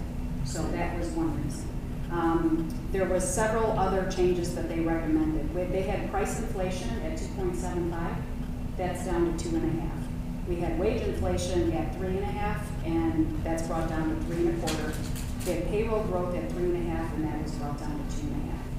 All of that, plus the Tier 2 plan, which we know as more new folks are coming into the district, they have that plan. The benefits aren't as great as Tier 1, but it costs less for employers throughout the state. So when all that was said and done, that impacted our fund in a huge way and impacted us very positively. We didn't do anything unusual. We don't spike here. We're very careful with how we manage employees and manage that on our expense. So having said all that, we're in a really great position. Just a little more detail. I mean, we talked about this in the past. A couple years ago, we looked at it. Should we be making voluntary payments to pay down that unfunded liability? If we have extra, if we have money, do we want to give that time at finance committee level? We talked about it.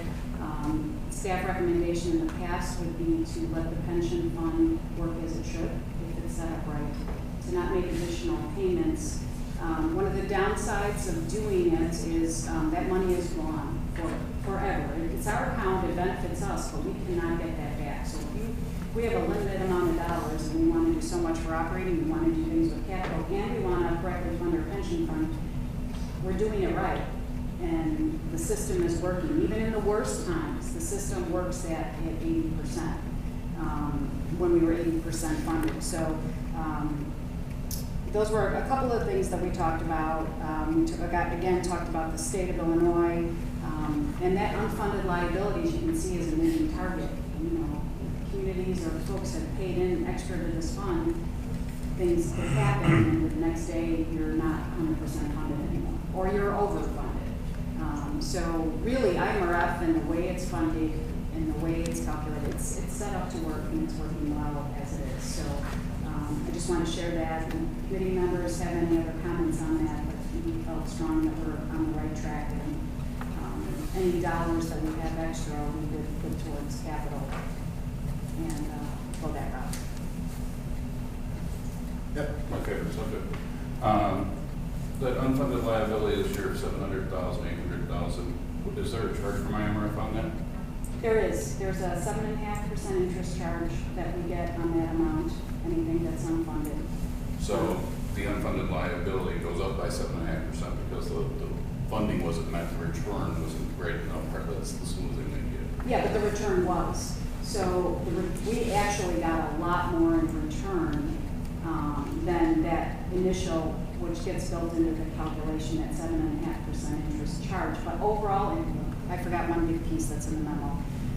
When they take that interest charge on anything that you have unfunded, that's part of a larger calculation that comes into play. So I asked IMRF, if we were to give you extra money, what do you see, what would be the benefit to us by doing that? So what they estimated was if we give, say, $100,000, and it's a 2-year time lag. So we give $100,000 today, it impacts our rates 2 years from now.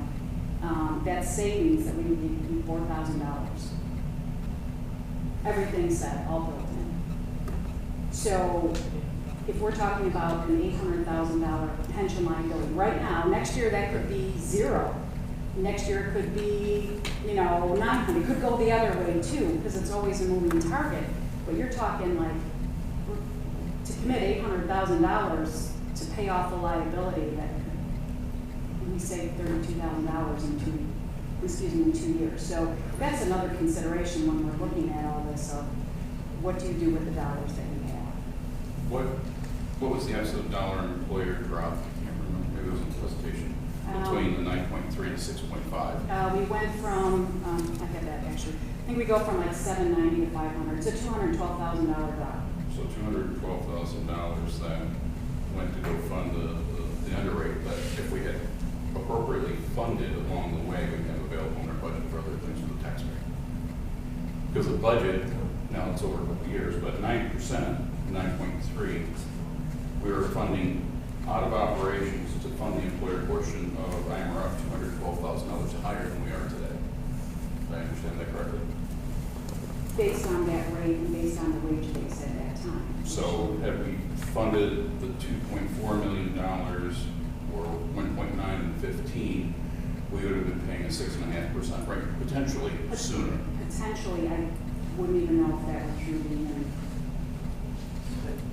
to know that, because I don't know what our rate would be. We still, no matter what bill, we still have to pay the normal cost, regardless of what our funding is, regardless of our, IMRF will never, they got into this in the past where if you were a certain percent funded over 100 or over, they said, you know what, you get a break, you don't have to pay us anything this year. Well, that didn't go well when investments went down, and then the following year or 2 years, that same employer got a 30% increase in a rate that was huge and they weren't expecting it. So we would still, even if we were 100% funded, we'd still be paying a normal rate of at least 5 or 6% into that.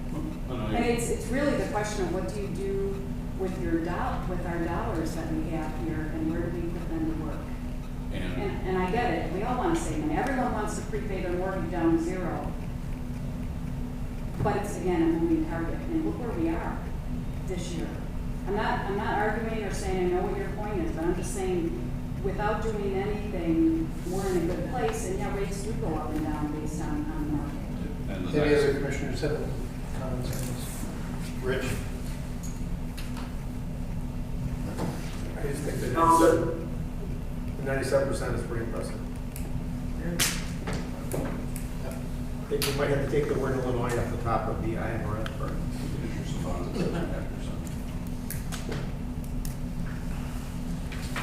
Anything else?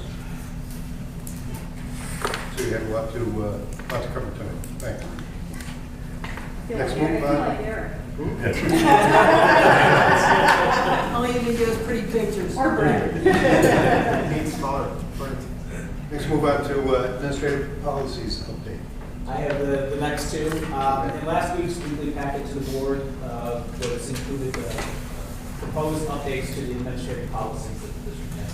A number of the updates, as you had an opportunity to look through the administrative policies, are fairly minor. They work to clarify some of the policies, update titles of positions, so on. One of the more significant changes that we're proposing to the board and want to gather feedback this evening is actually a change to the scholarship program, and really that's the name of the program.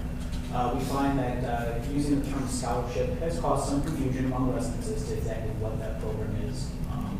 And so among staff, we've talked, and what our recommendation is to actually move to changing the administrative policy and changing the name to call it a fee assistance program, which more truly reflects what that program is. It provides families who qualify with $100 per individual per program season that they can then use towards program registration or towards memberships either to this facility or to Cincinnati Beach. Included in the cover memo to the with the administrative policies, there was also some information in regards to just the continued growth that we see within that program and continued need within the community. Within the last 5 years, we've seen a 77% increase in the number of approved applications that have come through, and a 90% increase in the amount of funds that have actually been utilized by those families as they come through. So it's something that we continue to track and monitor each year. Certainly, we're looking for ways to be able to bring in additional funds to help support that program. But with respect to administrative policies, we'd like to move forward with making the change and bring those policies to the board in May for approval. Anybody have any issue with any of the suggested changes? No. Next, Sheelan Association Agreement. Yes, we've been in discussions with the Sheelan Association.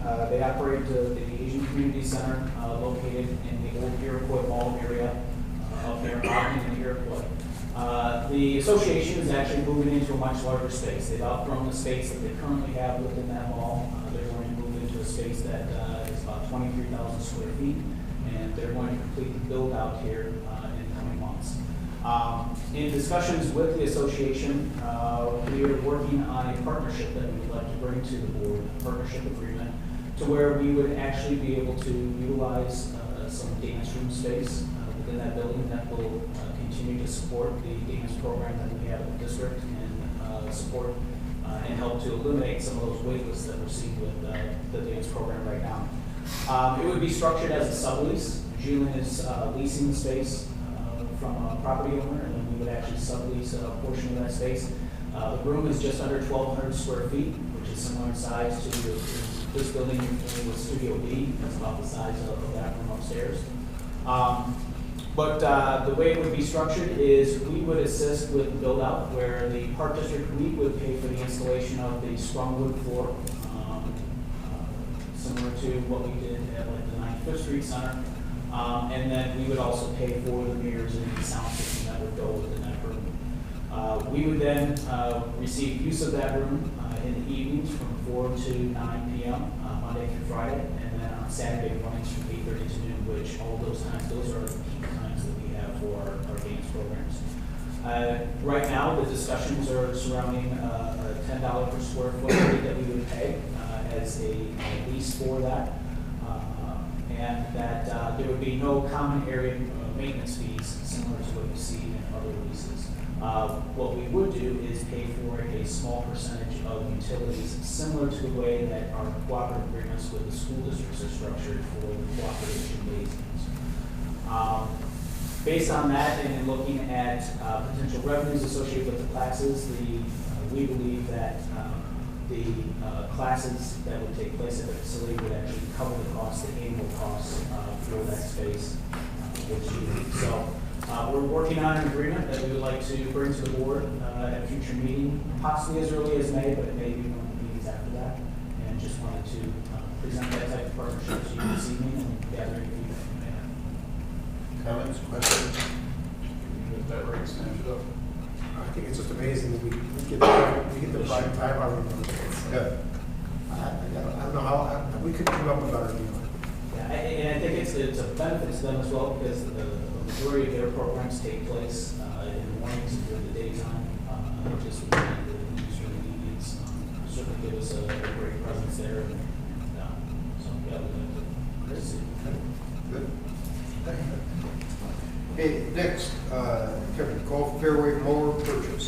Yes, I have the next three. Actually, we're looking to purchase two pieces of equipment. The first is the hybrid fairway mower. This is consistent with our goal of pursuing equipment with alternate fuels. In fact, over a 10-year life, this piece of equipment should save just under 7 hours of fuel.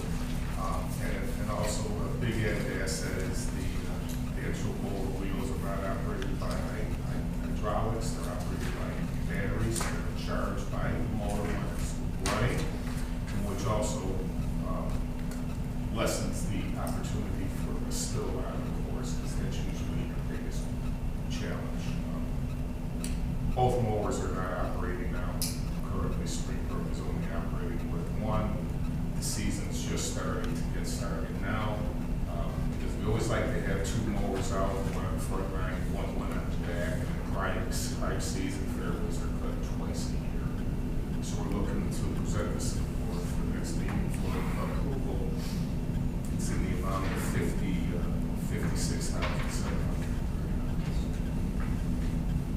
We got 12 years out of this, which is very good. Did I hear you say you come twice a year? Twice a week. I thought you said Twice a week. And then the next item is the greens mower. This one we've definitely gotten its lifespan out of it. It's been operating for 18 years.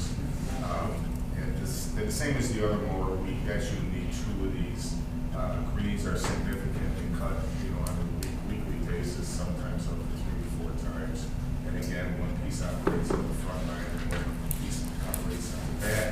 And this item was going to cost us just over $28,000.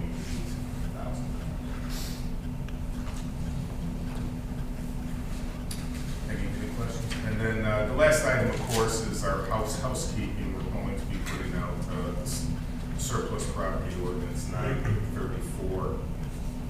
Various items. There'll be 4 trucks on there, at least 2 mowers, a couple of circuit machines. Yeah. Okay. Yeah, and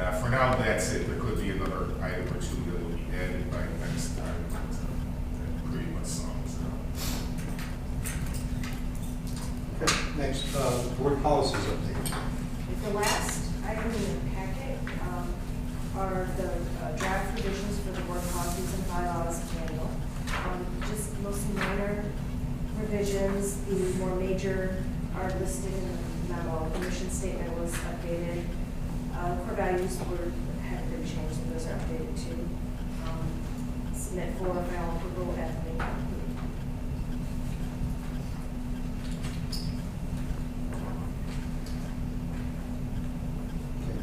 You'll need any motion on this one.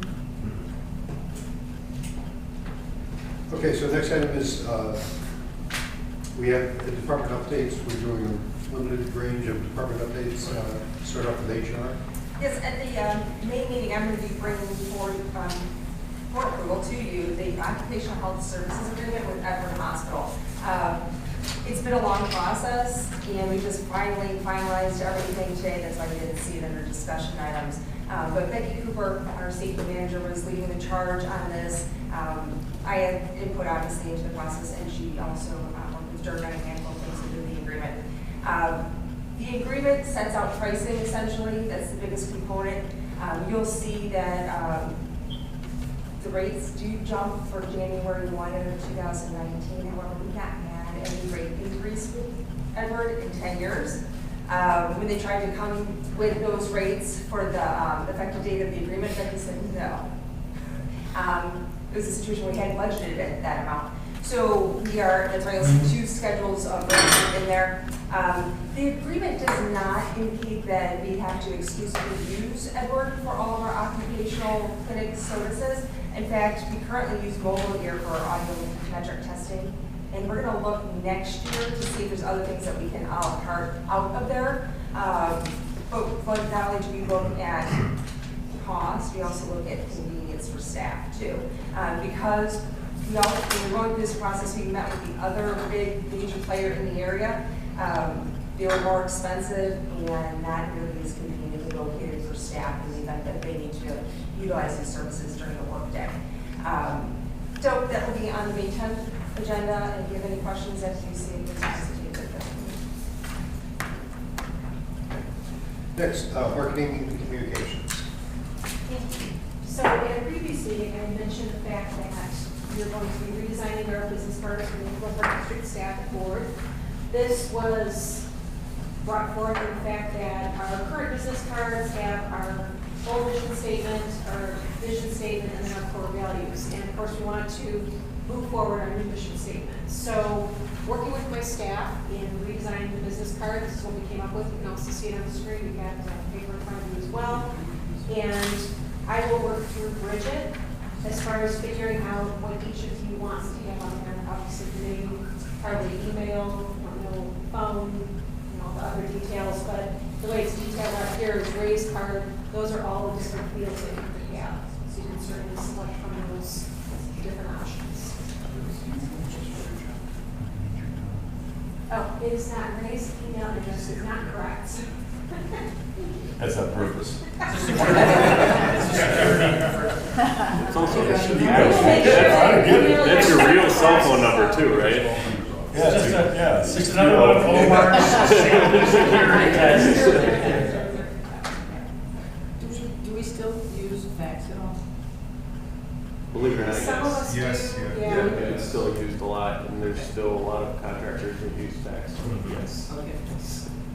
And you're familiar in your area. Yeah, crazy it is. These are, so Yeah, no. it looks, I mean, the major change here is that mission, core values, mission, vision, core values would not appear on the card.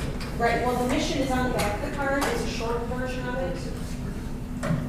Okay. It's promoting healthy lives among the community, just to get to the essence of what our mission is all about, because we really felt like that was the most important thing to drive home as far as our mission and everything that we do for our district is concerned. So that's it. Other questions? How do we feel about that change?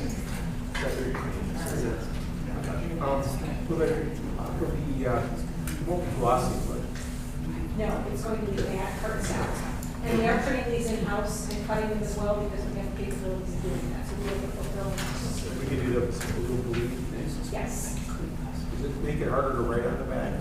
Blue? That was one of the considerations that we talked about as a staff and reviewing different options, is that it wouldn't be easy to write on the back, but we also felt that, and the staff tended to like that blue on the back and having the machine stand that way. Is there, do you have a strong? I'll have a hard time writing on the back, but I couldn't write it all together with it, because it was complete flow on both sides. So. Yes, I would have to do that. But I can deal with it, if staff likes it. So it seems that there's support for the new design, so. Go for it. Thank you. Okay, next item is future meetings. Regular meeting of the Board of Park Commissioners, May 10th, 2018, 7 p.m. Council chambers. And regular meeting of the Board of Commissioners, May 24th, 6:30 p.m. here. Followed by June 14th, regular meeting at council chambers at 7 p.m. And then a regular meeting of the Board of Commissioners, June 28th, 2018, 6:30 p.m. here. Next item on our agenda is executive session. Move to adjourn to executive session to discuss land acquisition under 2C5 of the Open Meetings Act. Second.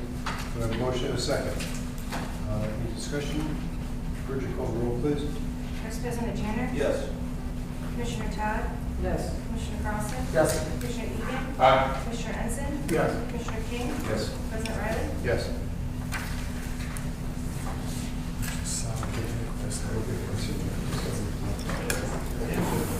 Yeah.